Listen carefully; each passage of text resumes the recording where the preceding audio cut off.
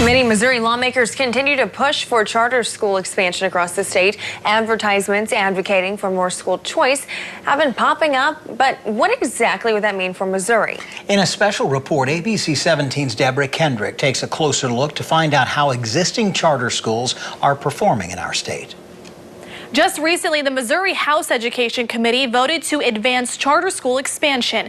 One House bill that is being considered would allow charter schools in a lot more school districts. I dug through charter school data to see how well charter schools are performing in Missouri and found some mixed success. For the last several years, expanding charter schools in Missouri has been at the center of Missouri legislation, including being a possible motivation for the governor to stack the State Board of Education in order to oust former Education Commissioner Margie Van Deven. Some are in favor of expansion. Past due for the whole state of Missouri. But others say, I think we got to look at the performance and what is going on with the charter schools that we have had. So that's what I did. I gathered data from the State Department of Elementary and Secondary Education's website and looked at every charter school's overall performance score, and there have been mixed success.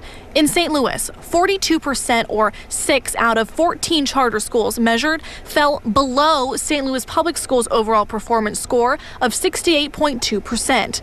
And on the other side of the state, 35% or 7 out of 20 schools in Kansas City fell below the public school district's overall performance score of 63.9%. Under House Bill 2247, 5 of these Missouri schools out of 34 could be at risk of shutting down, leaving hundreds of kids searching for another option. On the 21 failed charter schools in the state of Missouri since 1999, we have wasted $620 million in state, federal, and local taxpayer dollars. Those in favor of charter schools say it will give parents more choices, small class sizes, among other benefits. And the numbers tell some success. 65% of charter schools in Kansas City outperformed the Kansas City School District. Nearly 57% of charter schools outperformed St. Louis Public Schools.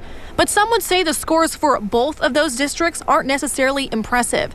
So I took a trip to Kansas City, where charter schools are continuing to see an increase in popularity. Some say the need for more charter schools is clear. Nearly 12,000 students in Kansas City are enrolled in charter schools, nearly 16,000 within the public school system. University Academy, a nationally recognized charter school and one of the state's top performing schools, say they attribute their success to staying focused on their mission of college prep. We've had really stable leadership. Our board has been stable for the better part of 15 years. University Academy can hold a little more than 1,000 students with a wait list of nearly the same amount.